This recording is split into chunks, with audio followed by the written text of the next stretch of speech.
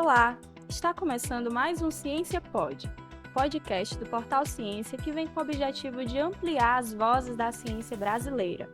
Aqui a gente vai falar sobre as tantas coisas que a ciência pode influenciar, impactar e transformar as nossas vidas. Eu sou Marina Holanda e hoje eu converso com o professor Milton Souza, vice-reitor de pesquisa da Unifor, da Fundação Edson Queiroz. Seja bem-vindo, professor. Muito obrigado pelo convite. Para mim é uma grande satisfação poder participar do Ciência Pod. O professor Milton, ele é doutor em Administração de Empresas pela Fundação Getúlio Vargas, possui pós-doutorado na EGAD Business School, é pesquisador CNPq PQ2 e muito mais, né? Isso. Vamos lá, vamos começar conversando sobre um pouco da sua trajetória, professor. A gente queria saber um pouco mais do que é que motiva você adentrar, né, nesse segmento da pesquisa, com olho no empreendedorismo. O que é que motivou até você chegar nessa posição hoje de vice-reitor? Bom, Marina, eu sou graduado em administração, mas na minha graduação, além de trabalhar no mercado, na prática, eu também fui bolsista de iniciação científica. Eu penso que isso mudou a minha trajetória, porque quando eu entrei no programa de iniciação científica, eu tinha uma bolsa do CNPq e comecei a fazer pesquisa na área de administração. Depois disso, depois de ter essa experiência com pesquisa, depois de entender um pouco melhor o que era pesquisa científica, eu resolvi fazer mestrado. E aí no mestrado realmente eu entendi que era algo que eu gostava. Eu sou uma pessoa bem curiosa, eu gosto de entender como as coisas funcionam, e a pesquisa científica te dá essa possibilidade, né, de entender de forma um pouco mais profunda, de entender o que circunda um fenômeno e entender por que aquilo acontece.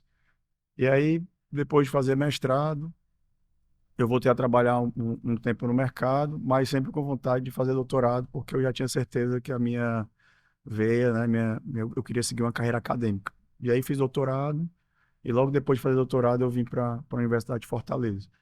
E aí, como eu sempre tive esse viés acadêmico, mas também um pé no mercado, porque eu sempre trabalhei no mercado, fiz consultoria para várias empresas, trabalhei no terceiro setor, então sempre tive muitas atividades práticas, trabalhei em projetos no governo, acabei tendo esse duplo papel, né, de ser um pesquisador, de ter uma carreira na academia, mas de também ter uma visão prática, até porque eu acho que isso era muito importante na área da administração. Eu sempre dei aula na graduação, em pós-graduação, trazer essa visão um pouco mais prática para os alunos. E aí isso também acabou me proporcionando a oportunidade de galgar cargos na gestão da universidade até chegar na vice-reitoria. Muito legal. Hoje a gente vai falar sobre pesquisa e inovação, né? Transitando aí desde quando a pesquisa nasce dentro do ambiente universitário, né? Enfim. E aí, como é que ela se aplica no mercado? Como é que a gente pode fazer esse link, professor, entre pesquisas mais alinhadas com necessidades do mercado? Bom, quando a gente olha para o âmbito geral da pesquisa, a gente pode, grosso modo, dividir a pesquisa em dois tipos, né? A pesquisa básica e a aplicada. Aqui na Universidade de Fortaleza, por exemplo, a gente tem um viés muito mais voltado para a pesquisa aplicada. E a pesquisa aplicada é aquela que desenvolve algo que pode ser aplicado a um problema e que vai mudar ou melhorar aquilo. E existe um viés muito importante hoje na ciência de forma geral, que é como a gente pode fazer pesquisa que resolvam grandes problemas da sociedade. Nós somos uma sociedade complexa, com muitos problemas, e a ciência tem ajudado cada vez mais a resolver. Haja visto o que ocorreu na pandemia. Se a gente não tivesse pesquisa básica aplicada, talvez demoraremos muito mais para ter uma vacina, por exemplo, né, contra a Covid. E, pegando esse exemplo, a gente pode derivar para vários outros de como a ciência tem cada vez mais buscado resolver problemas que a sociedade tem. E acho que esse tipo de abordagem é a principal abordagem que a gente vai ter que acabar seguindo para o futuro, tentando resolver esses problemas que a sociedade tem em diversas áreas, né? Na área da saúde, na área dos negócios, na área dos direitos em geral, na área de tecnologia. Então, temos problemas em todas as áreas e a ciência pode ajudar a resolver. Tem algum critério que a gente possa utilizar para priorizar essas pesquisas para essas situações mais urgentes, como o exemplo da Covid, né, que o senhor citou aqui?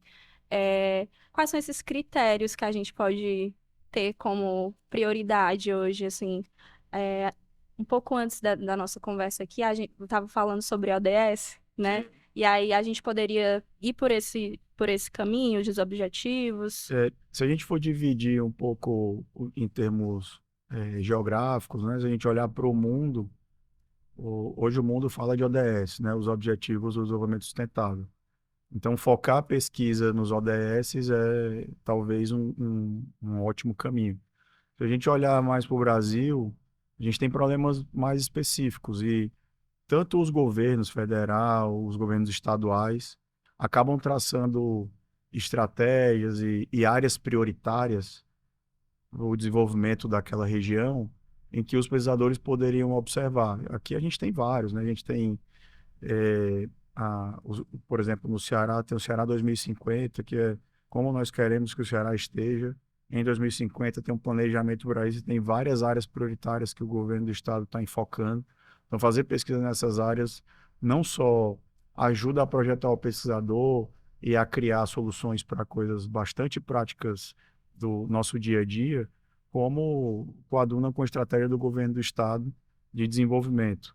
Aqui em Fortaleza a gente tem uma estratégia chamada Fortaleza 2040, que é, né, qual Fortaleza queremos em 2040, que Sim. também tem uma série de áreas prioritárias.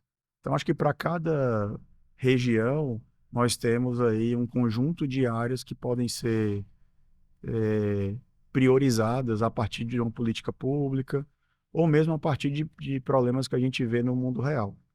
Tem uma vez eu estava num congresso, numa conferência, aí eu vi um pesquisador estrangeiro comentando o seguinte, que ele, antes de começar um projeto de pesquisa, além de olhar essas coisas macro, ele sempre olhava e o jornal, diariamente olhava no jornal quais eram os principais problemas que a cidade, que o estado, o país dele tinham na área em que ele pesquisava. E ele tentava fazer esse mix. Eu entendo de uma área, eu aprofundo minha pesquisa numa área, e tem alguns problemas bastante relevantes que estão sendo noticiados o tempo todo. E como é que eu posso conectar a minha área de pesquisa com a solução de um problema como esse? Então, esse também é um caminho, né? A gente estava comentando também um pouco antes sobre essas questões relacionadas à inclusão. A gente vive problemas relacionados a esse tema, por exemplo. Então, como pesquisador de determinadas áreas podem incluir esse tema em seus eh, temas de pesquisa. Sim. Então, eu acho que tem várias formas de fazer. E aí vai um pouco da criatividade do pesquisador. O pesquisador, por natureza, é um ser criativo, né? Um ser pensante. Então, vai um pouco da criatividade do pesquisador em como abordar esses problemas que o mundo tem e Sim. alinhar isso à sua pesquisa. Você está no podcast Ciência Pod, realização do Instituto de Referência da Imagem e do Som, com apoio da Universidade de Fortaleza e do Banco do Nordeste. E esse nosso programa também aqui é uma proposta de tornar fomentar, né, essa curiosidade, essa criatividade, para que a gente possa trazer temas inspirados e focados também com o pé na realidade, né, com as nossas urgências. E aí, na sua experiência, professor, quais são as barreiras mais comuns, assim, nessa transição da pesquisa para a criação de produtos viáveis, né, e competitivos? Acho que tem uma questão importante que é o recurso. Não se faz pesquisa sem recurso. Nos últimos anos, a gente teve no Brasil problemas sérios com o financiamento da pesquisa, tanto da pesquisa básica quanto da pesquisa aplicada, Grandes perdas. grandes. Isso está sendo recomposto nos últimos 2 anos, mas ainda eu diria aquém do que a gente precisaria, né? Acho que a gente tem que crescer mais nessa essa questão do financiamento das pesquisas. As nações desenvolvidas ou ditas desenvolvidas fazem muitos investimentos em pesquisa, né? Gastam um percentual importante do PIB no investimento em pesquisa, porque sabe que isso dá retorno. Acho que esse é um primeiro ponto. Um segundo ponto é que quando a gente faz uma pesquisa em laboratório, seja ele qualquer tipo de laboratório, né, de qualquer área, para transformar isso para algo que dê escala, que realmente vá para o mercado, tem alguns passos posteriores. E precisa de financiamento para isso também, né? E a gente tem pouco financiamento, que é o que a gente chama de transferência de tecnologia. A gente tem até mais financiamento para a pesquisa em si, mas para transferência de tecnologia, a gente tem que aprender a fazer isso melhor e precisa de É como se fosse recurso. uma prototipagem? É uma prototipagem junto com uma transferência para quem vai produzir aquilo em escala para colocar no mercado. Entendi. Porque quando a gente faz algo em escala de laboratório, nem sempre daquele jeito vai servir para a indústria, por exemplo, né? Sim. Então, a gente precisa ter um aprendizado um pouco maior nisso e precisa de financiamento para isso também. E tem uma outra coisa que acho que é cultural, posso falar do estado do Ceará, que é o mercado, né, a indústria, as empresas entenderem um pouco melhor o que a academia faz e confiarem nisso e confiarem que esses produtos podem efetivamente ir para o mercado. Então a gente tem, óbvio, muitas empresas que já estão conscientizadas, já entenderam isso e com frequência buscam academia para desenvolver coisas e conseguem, né, desenvolver produtos novos, produtos inovadores e conseguem colocar esses produtos no mercado, mas é uma pequena fração ainda do mercado que consegue fazer isso, que entende isso, que tem essa visão. Se a gente tivesse uma fração maior do mercado com essa visão, talvez até os problemas de financiamento fossem resolvidos, porque aí o mercado conseguiria financiar, porque isso tem retorno. Produtos que vão para o mercado, que vão vender e vão trazer retorno para a empresa. Então, esse caminho, ele é feito, ele existe, né? Muitas empresas já fazem. A própria Universidade de Fortaleza tem parceria com diversas empresas e tem feito esse tipo de coisa. Mas, como eu estou dizendo, a gente tem que ampliar, tem que expandir, tem que fazer com que isso, que a gente pegue mais empresas, né? Que mais empresas façam isso e que a gente possa fazer isso com mais universidades também. Sim. Porque é um sistema que se retroalimenta. Quanto mais empresa tiver essa visão, mais recurso vai entrar no sistema para várias universidades, vai ter mais pesquisadores fazendo pesquisa de forma mais aplicada, buscando resolver problemas da sociedade, buscando criar produtos inovadores. Então, é algo que se retroalimenta e que cresce, né? Sim. Acho que a gente precisa melhorar essa questão e essa lógica ainda.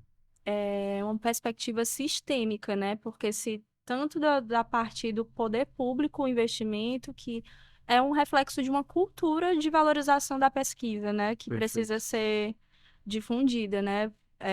Acho que uma lógica de mentalidade mesmo que a gente talvez ainda não tenha alcançado, até por uma perspectiva política, né? Porque eu acho que a gente, quando fala de ciência, é, vai chegar num lugar político que alguns vão, inclusive, politicamente renegar a ciência, né? Então, a gente está tendo que dar vários passos para trás para defender a importância da pesquisa e aí isso sensibilizar ambas partes, né? Empresariado, poder público, enfim. E a minha próxima pergunta era justamente sobre desafios de inovar, né? Os desafios da inovação no seu segmento de atuação, mas também dessa perspectiva geral, né? Eu acho que inovar tem muitos desafios, né? Desde pensar criativamente no começo para criar algo inovador, a se basear em conhecimento existente para inovar a partir daí. Uma vez eu li muito tempo atrás, eu li um livro super interessante que falava que as principais inovações vinham da interseção entre diferentes áreas, né? Ele dá até um exemplo lá de um arquiteto que criou um prédio no Zimbábue, né, que faz 40 graus na sombra, e o desafio era fazer o prédio sem ar-condicionado, né, com ventilação natural e que ficasse ameno ali. E aí ele se baseou no que o João de Barro faz para poder construir um prédio numa mesma lógica. E aí ele conseguiu ganhar um prêmio internacional de arquitetura. E aí ele colocou ali duas áreas diferentes, né? A biologia com a arquitetura, com a engenharia, até mais de duas áreas. E esse é outro desafio de inovar, porque às vezes a gente está imerso na nossa área e não consegue olhar para o lado e perceber que numa área diferente a gente pode trazer uma série de questões relevantes que vão nos ajudar a inovar. Na minha, no meu ato de pesquisar, né? Porque eu também, além de gestor, também sou pesquisador. Eu pesquiso esses temas de inovação e empreendedorismo. Eu tenho usado muito, por exemplo, teorias da psicologia, que é uma área diferente, mas que influencia e entende e aprofunda o conhecimento do ser humano. E se a gente observar o empreendedor, para a gente entender o empreendedor, a gente tem que entender o ser humano que empreende, né? Então, nada mais lógico do que usar a psicologia para entender isso. Então, acho que é outro desafio de inovar, é olhar para o lado, olhar que áreas que não são as suas, mas que podem ajudar na sua pesquisa, podem ser utilizadas para inovar. Acho que tem o desafio, mais uma vez, do financiamento, né? O financiamento para inovação, ele existe, mas ele poderia e deveria ser muito maior. Sim. E eu acho que tem um outro desafio, que é o da colaboração, porque inovar é quase que um sinônimo de colaborar, mas muitos pesquisadores acabam tentando inovar sem essa colaboração, Competindo. competindo e, enfim, com outras lógicas que talvez não caibam para a inovação. Então, colaborar, aprender a colaborar, escolher quais colaborações valem a pena, se é uma colaboração nacional, internacional, quem são os outros pesquisadores que podem colaborar com a sua pesquisa. Eu acho que isso é um desafio importante para ser vencido e também para ser melhor entendido, né? Como a gente pode colaborar melhor, colaborar mais e colaborar com as pessoas certas para que a sua pesquisa se torne mais inovadora. Você está no podcast Ciência Pod, realização do Instituto de Referência da Imagem e do Som, com apoio da Universidade de Fortaleza e do Banco do Nordeste. Interessante isso que você fala sobre essa interseccionalidade na pesquisa. Eu acho que é uma coisa muito fundamental, né? Assim, a gente agregar outras áreas do conhecimento, considerar conhecimentos também que a gente falou no nosso programa anterior com a Sandra Monteiro, né? Que ela trazia muito a perspectiva dos saberes ancestrais, né? Do que ela sabia dos avós dela, do conhecimento que ela tinha das plantas medicinais e isso influenciar nela querer trabalhar na área da saúde, enfim, impactar através da pesquisa e hoje ela ser uma gestora, uma mulher negra, né? Então, a gente também conseguir conceber esses saberes dentro desses processos de pesquisa e inovação, né? Porque tem questões ali que já estão sendo investigadas há muito tempo, às vezes pelos próprios povos originários, problemas ali que eles já têm essas respostas, né? E às vezes a gente fica andando em círculos dentro de um laboratório. E aí ter essa perspectiva também é importante, né? O que é que você tem, assim, sobre isso, sobre Eu, esse pensamento? eu achei super interessante porque eu sempre falo para os meus alunos e para as pessoas que trabalham comigo que se a história não explica tudo, ela vai explicar quase tudo. Então, às vezes a gente está numa perspectiva ali e esquece a história. E se a gente olhar a história, ela vai explicar o momento em que a gente está e por que a gente chegou até ali. E dali para frente, a gente tem que usar a história para não cometer os mesmos erros e para tomar decisões diferentes. E na ciência não é assim, né? Quando eu cito um artigo que veio antes do meu, de certa forma eu estou usando uma história que veio antes da minha, né? Quando eu cito um artigo da década de 50, que já fez uma pesquisa naquela área que eu estou fazendo e que descobriu algo, eu não vou reinventar a roda e fazer a mesma coisa, eu vou partir daquele conhecimento para criar conhecimento novo. E entender esses processos é, históricos, eles são importantes na ciência também, porque a ciência é aquilo que a gente estava também batendo papo aqui antes. Às vezes, alguém fala assim, mas a ciência fica mudando, né? Uma hora o café faz bem, outra hora o café faz mal, uma hora comer ovo faz bem, outra hora comer ovo faz mal. Mas se a gente olhar no processo histórico, por que esse tipo de coisa acontece? Porque as pesquisas são feitas em ambientes diferentes, em momentos diferentes, por pessoas diferentes, em contextos completamente diferentes. Na nossa área de administração, eu comento muito com meus alunos também que a gente usa muita literatura norte-americana e, inclusive, teorias que foram criadas na década de 70, 80, 60, que num ambiente norte-americano que não tem nada a ver com o ambiente que a gente vive hoje, às vezes quer usar aquela teoria para Importar. importar, e aí você tem que entender, olha, como é que isso foi criado, em que contexto histórico, e saber se aquilo vale para o que a gente está fazendo hoje, né? E aí, às vezes vale, às vezes não, às vezes alguma coisa daquilo é muito importante para o nosso contexto de hoje, outras coisas não. Então, fazer isso eu acho que é relevante do ponto de vista de ciência. Então, a história, como eu tenho falado, né? Se a história não explicar tudo, ela explica quase tudo. Então, a gente tem que estar, na minha opinião, observando essa questão dos movimentos históricos. E mesmo a história, a perspectiva da história que é contada também, ela Sim, também vão ter versões, né, da exato. mesma história. E outra coisa que eu acho interessante a gente destacar, que você colocou, né, que a gente estava falando sobre a dinâmica da ciência, como ela é mutável, como ela se atualiza, né, constantemente.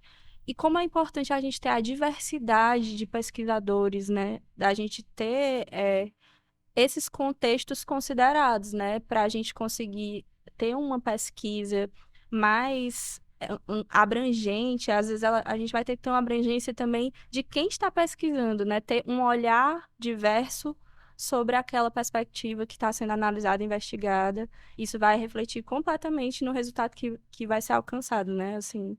E eu acho que essa é a riqueza da pesquisa. Se digamos que nós dois temos a mesma área da pesquisa, estudamos nos mesmos locais e lemos assim, coisas parecidas. Se a gente for fazer a mesma pesquisa e entrevistar um monte de gente, na hora de ler as entrevistas e analisar, provavelmente nós vamos ter perspectivas diferentes, porque apesar de ter a mesma trajetória acadêmica, temos vidas e vidas diferentes, fomos influenciados de forma diferente no âmbito pessoal, no âmbito familiar, Tem uma questão de gênero, de de classe, gênero, de... tem tudo isso. Então, às vezes, a mesma pesquisa vai ser interpretada de forma diferente por dois pesquisadores que têm trajetórias diferentes, mesmo usando uma literatura parecida, por exemplo. E eu acho que essa é a riqueza da pesquisa, porque essas diferentes visões, essas diferentes nuances vão fazer com que a gente crie conhecimentos novos e diferentes. Então, eu acho que essa visão é uma visão que tem que ser colocada. A gente sempre tem uma visão de que ciência é uma coisa padronizada, né? Ah, pesquisa tal, deu resultado tal, então isso vai acontecer igual no mundo inteiro. Não vai, né? Porque tem muito ali do olhar do pesquisador. E a ciência hoje deve ser encarada assim. Então, essas diferentes visões, elas são importantes para mostrar para a sociedade também coisas diferentes, né? Sim. Eu acho que é aí que mora a inovação, né? Sem Assim, dúvida. e aí, quais são as suas perspectivas, assim, de futuro da pesquisa no Brasil? Assim, a gente estava falou um pouco sobre essas áreas, e tem uns gaps aí de investimento, né? Áreas que são mais pesquisadas do que outras, áreas que poderiam ser mais investidas. Como é que você enxerga esse... Eu acho que a gente está nos últimos poucos anos, a gente teve uma redução dessa questão da valorização e do investimento na pesquisa, e nos últimos 2 anos a gente começou a ter uma valorização maior, inclusive com muito mais recurso, né, investido nesse. E eu acho que a gente está numa crescente, até porque não pode ser diferente. No momento em que o momento da pandemia foi muito, não só foi ilustrativo, como foi muito de aprendizado muito grande, Simbólico. simbólico, assim, mostrou que a ciência não só funciona, como é extremamente relevante para resolver os problemas que as sociedades têm. Então, não pode ser diferente depois dessa demonstração, e é uma demonstração bastante robusta da ciência, que a gente volte a não valorizar ou volte a não investir. E a gente está numa crescente, né? Com investimento, com pesquisadores publicando artigos em revistas internacionais relevantes, cientistas brasileiros, com a ciência brasileira influenciando em algumas áreas.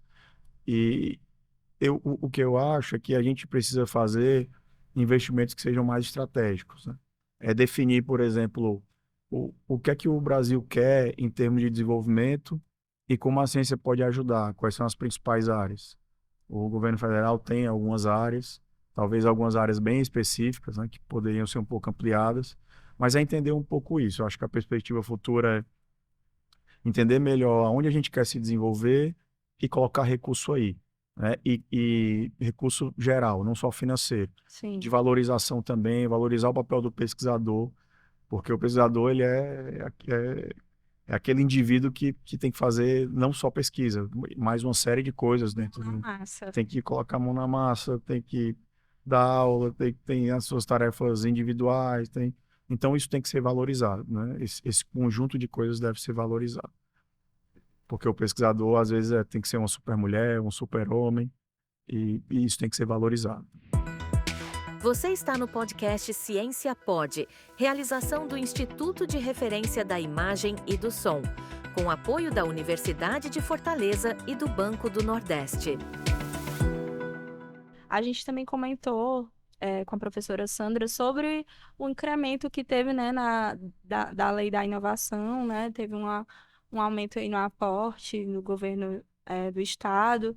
E eu queria que você comentasse um pouco sobre isso. A gente está falando sobre investimento, sobre recursos, né? E aí algumas iniciativas aí caminhando, alinhadas também com o Ministério também, né? Da Ciência e Tecnologia. E aí, como é que isso impacta? Eu sei que a gente fala de um âmbito é, particular, né? Mas a Unifor, ela é essa extensão, né? Tem um parque tecnológico, enfim. E aí, tá em parceria com o governo do estado é muito importante, né? Alinhado a essas novas leis que estão se atualizando. Como é que isso reflete, né? Na pesquisa aqui dentro do seu campo de atuação? E como é que a gente pode projetar isso daqui a algum tempo? Como é que isso reflete, assim? Sem dúvida. Esses investimentos estão aumentando, o governo do estado tem ampliado para 2025, tem promessas, de bastante investimento. Do ponto de vista da Universidade de Fortaleza, a gente tem captado bastante recurso, né? Tanto com órgãos federais quanto estaduais, a partir do Parque Tecnológico, a partir do Hub de Inovação, a partir dos vários programas de pós-graduação, os professores pesquisadores que escrevem, né, os projetos e submetem nos editais, tanto para financiamento do governo do estado, via FUNCAP, via Secretaria de Ciência e Tecnologia, quanto para os órgãos de fomento federais, o CNPq, a CAPES, a FINEP. Nós captamos um projeto bem interessante para o Parque Tecnológico, junto à FINEP, né, no ano passado, um projeto de quase 9 milhões de reais. Então, esses investimentos do governo estadual e federal, eles são bastante importantes para o ecossistema de pesquisa e inovação como um todo, e a Unifor tem, sem dúvida, participado a partir do trabalho dos seus pesquisadores nessa lógica de recurso, né?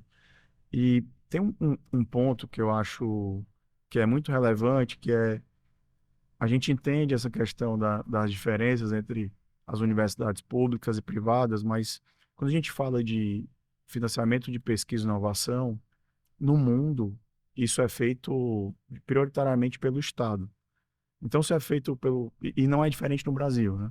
Então, se é feito pelo Estado, a gente não pode ficar diferenciando os tipos de universidade, porque ambas fazem pesquisa. Eu acho que a gente tem que diferenciar pelo resultado, né? Se você tem uma universidade independente de público ou privado, que faz pesquisa de qualidade, que publica em revistas internacionais relevantes, que gera transferência de tecnologia para a sociedade, para as empresas, para o governo, se isso é bem feito e gera um resultado, então receber mais financiamento é importante para que isso continue sendo feito.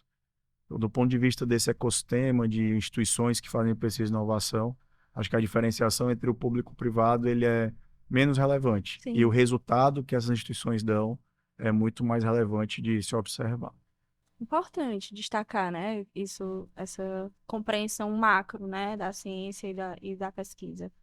É, puxando um pouquinho para uma pauta que é bem recorrente, que a gente também tem comentado e é legal a gente escutar quais são as diferentes perspectivas sobre isso, né? Você citou o Fortaleza 2040, né? E aí me lembrou um pouco sobre esse tal do desenvolvimento sustentável, né? Que tem sido muito defendido, mas ele é prático, ele é viável, ou ele é uma palavra da moda? Olha, eu estudo um pouco esse tema, né? Eu tenho estudado e publicado nessa área de sustentabilidade, e eu acho que ele é um tema, o desenvolvimento sustentável é um tema dos mais relevantes, e a gente tem que buscar o tempo todo atingi-lo, né? Nos diferentes aspectos relacionados a um desenvolvimento que seja sustentável, que tem a ver com o meio ambiente, mas também tem a ver com inclusão, tem a ver quando a gente fala de desenvolvimento sustentável, a gente está falando de um desenvolvimento social, econômico e ambiental que Principalmente. seja, né, sustentado e relevante para a sociedade. Então, quando a gente trata de questões como inclusão, está no âmbito do social. A gente fala de todas as questões de meio ambiente, de desmatamento, está no âmbito ambiental. E trazendo uma reflexão assim eh, bem talvez simples. A gente, o que a gente quer como ser humano é viver num mundo melhor. E se a gente não fizer determinadas mudanças, o mundo não vai ficar melhor e não vai ser sustentável, porque um mundo em que pessoas vivem bem e outras vivem muito mal não é um mundo sustentável.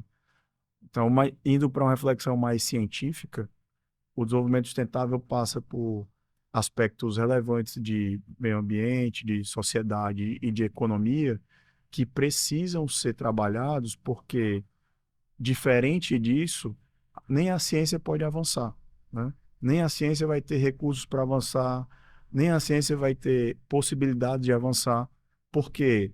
Porque imagine quem faz pesquisa na área de biologia, se você não tiver um meio ambiente para pesquisar, ou na área de meio ambiente, se você não tiver um meio ambiente para pesquisar, nas áreas sociais, a gente vai passar o resto da vida pesquisando mazelas sociais, ou é melhor pesquisar como as pessoas podem melhorar de vida, que também Sim. tem pesquisa sobre isso. Só que a gente pesquisa muito mais hoje sobre mazelas sociais porque é a realidade que a gente vive hoje, né? Então não acho que é um tema, se fosse um tema da moda já teria passado porque está na pauta há muitos anos e é um tema relevante, inclusive em muitos editais e mesmo quando a gente vai submeter um artigo num jornal internacional, eles perguntam em qual ODS essa pesquisa está vinculada, né? Sim. E a gente tem que marcar. Então, o tempo inteiro a gente precisa pensar nisso e precisa vincular as nossas pesquisas a esse tema. Eu não tenho dúvida e é importante que seja assim. É urgente, né, É urgente. professor? E aí, falando, já que a gente está falando sobre isso, mas é, também se for por outro caminho, né, eu gostaria que você trouxesse exemplos de sucesso em parcerias, né, entre pesquisadores e empresas locais ou internacionais, para onde é que a gente já pode mirar e ver, né, exemplos aí, inspiração. A gente tem aqui na Universidade de Fortaleza um grupo de pesquisadores, o nosso grupo de pesquisadores em geral é muito forte nessa questão internacional, né? Inclusive, e nessa questão interdisciplinar também. Trazendo aqui dois pontos, a gente acabou no ranking do Times Higher Education, THE, a gente acabou de ganhar ficar na posição de primeiro lugar em universidades particulares no Brasil de pesquisa interdisciplinar, que é aquela pesquisa que vincula, né, áreas diferentes e promove soluções, resultados de pesquisa usando áreas interdisciplinares. Isso já é um grande ganho para a universidade, porque a pesquisa interdisciplinar é meio que, na minha opinião, o futuro da pesquisa, Sim. né? Então, como eu estava falando, trazer áreas diferentes para a sua pesquisa pode ser muito relevante para a inovação e para gerar conhecimentos novos. E a Unifor conseguiu esse feito. E da mesma forma, a gente tem feito isso em parceria com professores, pesquisadores de universidades estrangeiras. Hoje temos um grupo imenso de pesquisadores que faz pesquisa com professores estrangeiros, que faz pesquisa com professores de universidades estrangeiras, inclusive com um nível de publicação importante em revistas estrangeiras com esses pesquisadores.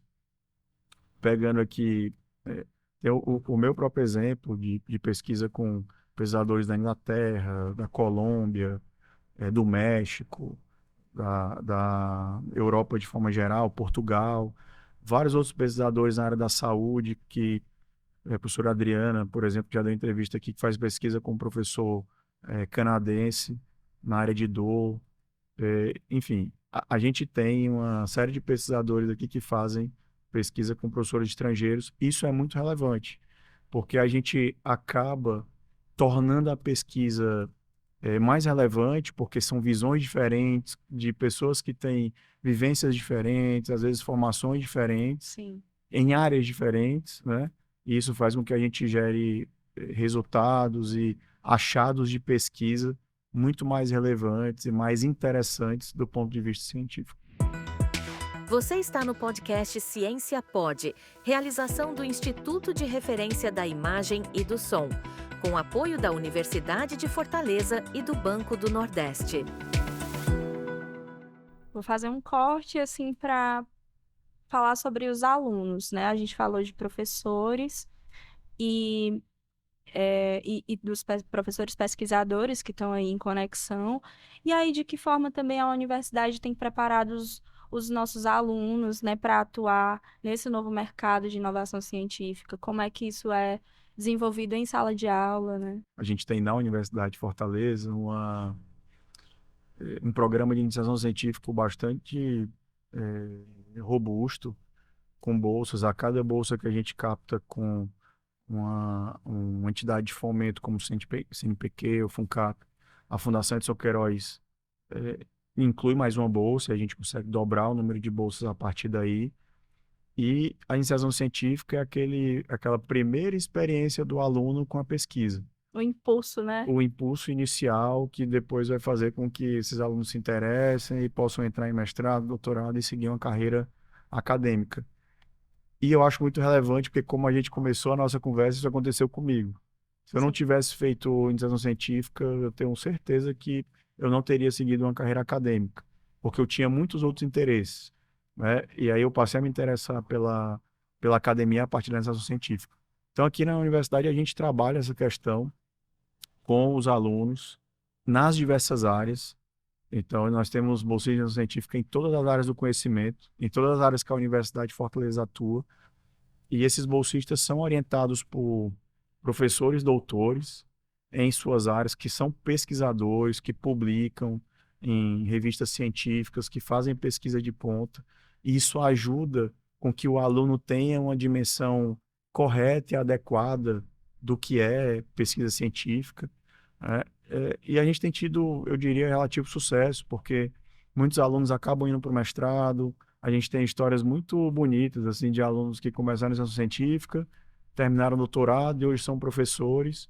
E a partir dessa trajetória, iniciaram na iniciação científica, se viram enquanto pesquisadores, se viram enquanto acadêmicos e passaram a seguir carreira nessa área. Professor, a gente acha que a gente fez um bom passeio, assim, por esses temas, né?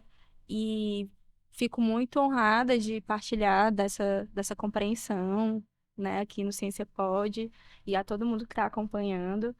E aí, queria que você deixasse um conselho, uma mensagem, a gente falando aqui dos alunos que recebem, né, em sala de aula, mas até para além dos alunos da Unifor, mas até para as crianças curiosas que podem ser potenciais cientistas, pesquisadores. Qual a mensagem que você deixa aí para trazer descobertas, inspirações? Acho que a principal mensagem é experimente, porque quando a gente experimenta a ciência, a gente se encanta, né? Se você não se encantar, é porque realmente a sua área é outra, mas se você experimentar, você vai se encantar. Isso da criança ao adulto, e a partir desse encantamento, eu acredito que muita gente vai partir para uma vida dedicada, uma carreira dedicada à pesquisa. Foi assim comigo. Eu costumo dizer que eu nunca dou um conselho que eu mesmo não faria ou que eu mesmo já não fiz, né?